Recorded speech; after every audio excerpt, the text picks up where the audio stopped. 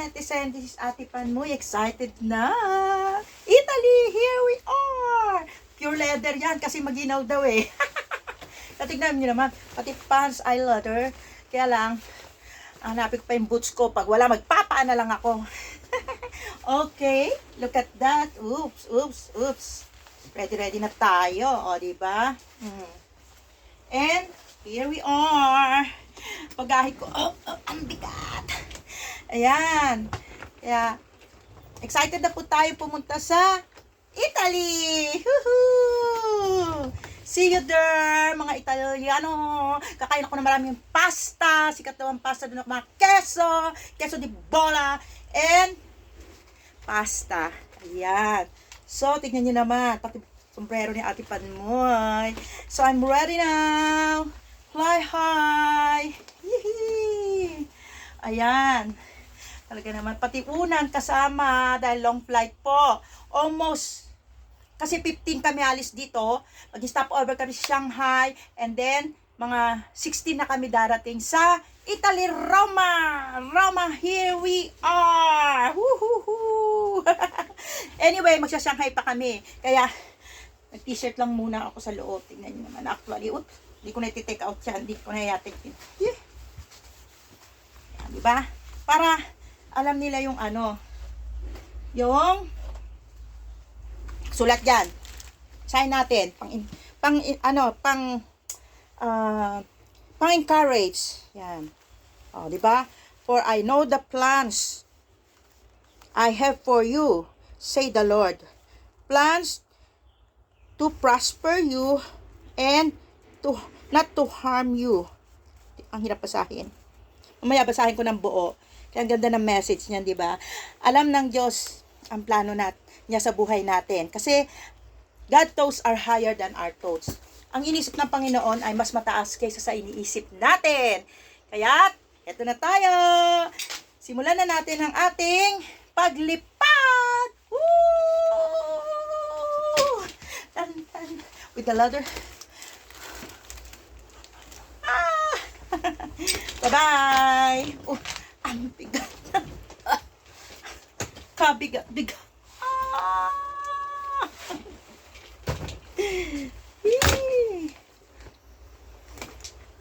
See you after 15 days.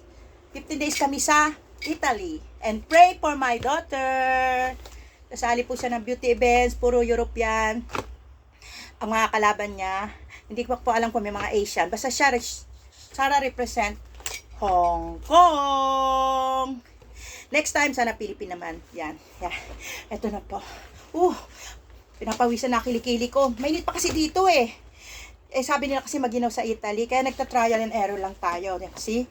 Di ba? Adjustable naman ako eh. Kasi punta kami na Shanghai. Saka dito sa Hong Kong, medyo mainit. Di ba? Tanggalin lang natin yan. Then, t-shirt. Kaya gano'n, dapat adjustable kayo. Kasi naman, manigas kayo sa pawis at init.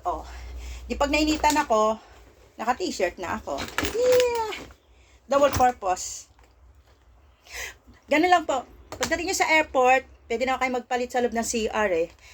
Kaya, ang importante, naka-t-shirt kayo sa loob para pag nainitan kayo, tanggalin nyo agad. Kaysa yung naka-long sleeve na kayo, pag nainitan kayo, ay mainitan nga kayo. Yan. Anyway, yun po. Ang tip ko nga po pala sa inyo pag nagta-travel kayo, ganito.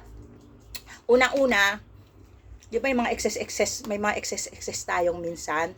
Ang ginagawa ni Ate Panmoy, kung nag-excess ako, yung mga ibang t-shirt ko, pinagpapatong-patong ko na yan, sinusuot ko na yan pag nag-check-in. Kaya, minsan makikita nyo yung collar, iba-iba kulay.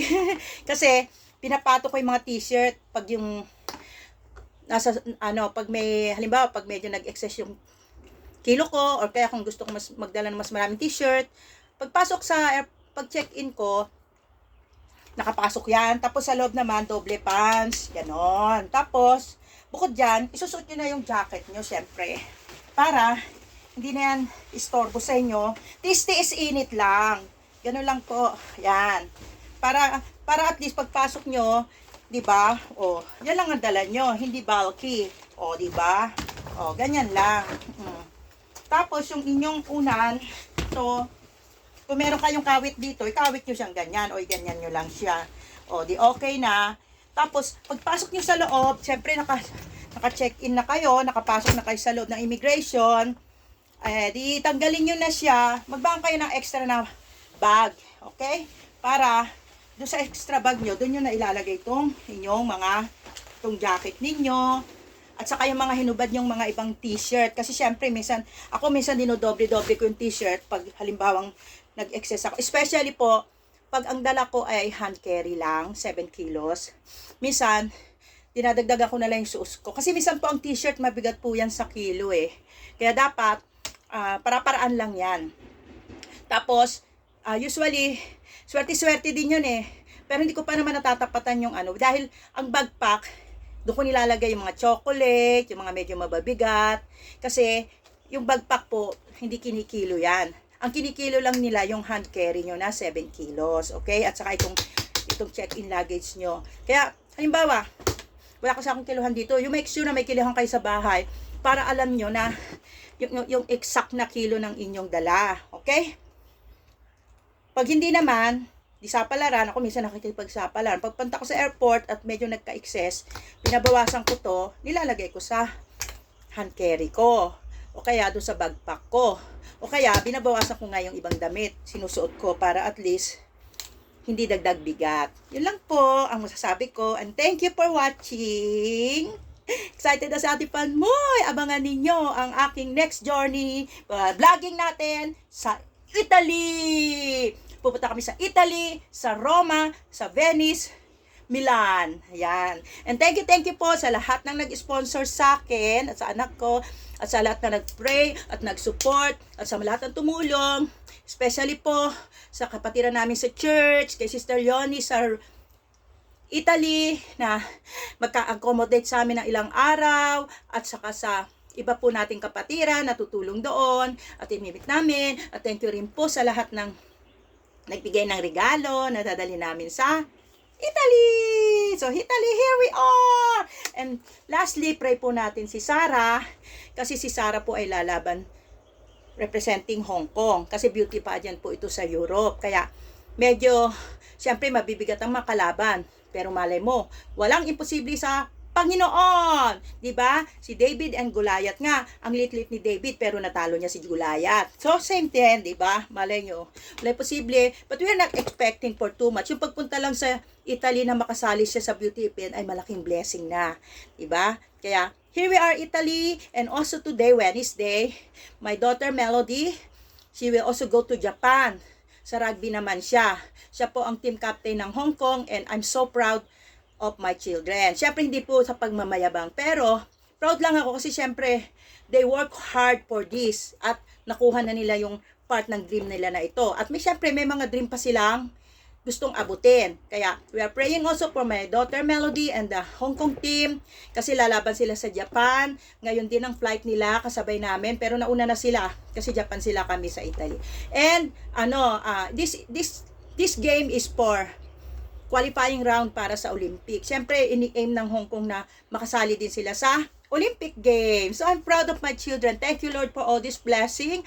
To God be the glory. Sa Panginoon po lahat ang papuri sa lahat na nangyayari po ngayon sa amin. Dahil kung wala po ang guidance ng Panginoon, siyempre, hindi kami aabot sa ganito, lalong-lalo ng mga anak ko. Kasi, sinasabi ko lagi sa mga anak ko na kailangan sa lahat ng ginagawa nyo, hayaan nyo ang Panginoon mag-lead sa inyo. And do your best, God will do the rest, di ba? And this is only life. Manalo matalo, dapat laging happy, di ba? Don't expect too much. Na, siyempre, pag expect kang manalo ka, tapos natalo ka, magiging sad ka. Kaya don't expect too much. Basta pag-pray lang natin kung anong kalooban ng Panginoon, same as for us. Mga anak ko laging naglalaban sa mga competition. And we just always think positive and be happy. Kasi laro lang naman yan, di ba? Kaya, don't be too affected. Kung matalo, okay lang. Kung manalo, bonus na yon. Amen, di ba? Kaya, thank you po sa lahat nagsusubaybay sa aking journey at sa journey ng anak ko. And here we are, another journey. Si Ate Panmoy, level up na. Europe na tayo! First time in Europe. Nung una, Asia lang. Diba? Pero ngayon, Europe na. Teka, nawala yung aking costume. Anyway, okay na to. Lalagay ko sana yung sombrero para maganda naman. Ayan. Oops, dana, malakas ang ano ko. Yes, yes. Ngayon, Europe naman tayo. Kaya, I'm so glad for this. Pero, actually, I'm just preparing. Puyat pa kasi mga gown ng anak ko nandito, inayos ko pa yung mga gown niya at saka kahapon. Taka, ang dami pa pong mga trials na dumating bago kami talaga makapag-flight ngayon. Imagine before before 1 week before the flight. Hindi 1 week, mga 4 days before the flight. Na-cancel ang mga gown ng anak ko, yung sponsor ng mga anak ko na gown. So, God really provides in the last minute. Tama-tama, may beauty event sa Hong Kong at thank you to Louis Pangilinan because of him. Isa po nating famous designer yan. Nagpunta sa Hong Kong, may dalang mga gown para sa events and eto ang gown niya ngayon na pagagamit niya sa amin. So, we will promote you in Italy, Louis Pangilinan and Sister Mylene na magaling mag-design ng Pilipina gown. Makikita nyo rin yan. And so sa mga kapatiran, mga beauty organizer na tumulong din. Sister, hindi ko na kayo may isa-isa kasi pag nasabi ko yung isa, nakalimutan ko yung isa. Baka may magtampo. Kaya sa mga beauty organizer at saka sa mga beauty contestant na tumulong sa amin para magkaroon ng gown. Thank you, Lord. Thank you sa inyo. Thank you po sa lahat.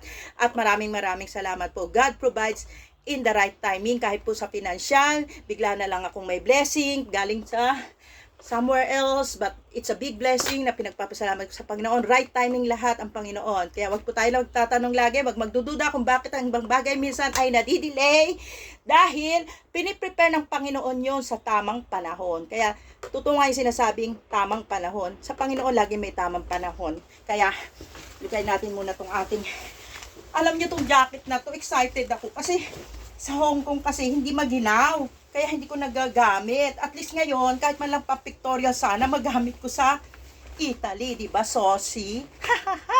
Kaya, abangan ninyo ang next vlog ni Ate Panmoy. At I hope sa buhay po ni Ate Panmoy ay lagi kayong may natututunan na aral. At saka po, meron po akong inspirasyon na ibinibigay sa inyo. Unang-una po, sa mga single parents, sa mga single mother, just move on. Just be happy. Just love your children. Give them inspiration. Huwag po tayong manglulumo sa mga trials na dumating sa buhay natin. Kahit po tayo single, God provide. And God give us wisdom kung ano yung dapat nating gawin na pamamalakad sa ating mga anak. Kaya yung pinagpapasalamat ko sa inyo sa Panginoon dahil sa patuloy na paggabay niyo sa akin. At kahit wala po akong talagang regular job, wala po akong enough financial income, God provide in the right timing. And also, pasalamat po ako sa health na binibigay ng Panginoon. Dahil kahit may frozen shoulder ako noon, masakit ang likod ko, eto, I can travel, masakit ang liko, I can travel, I can still travel, and that's already a good blessing na galing sa Panginoon, ang health. Kaya lagi po tayong mag-trust sa Panginoon, be happy, be safe, keep healthy, keep trusting the Lord. This is Ate Panmoy, and in behalf of OFW also namin, ang non-government organization namin, thank you. Lagi po tayong magtulungan sa isa't isa. Bye-bye! Woo!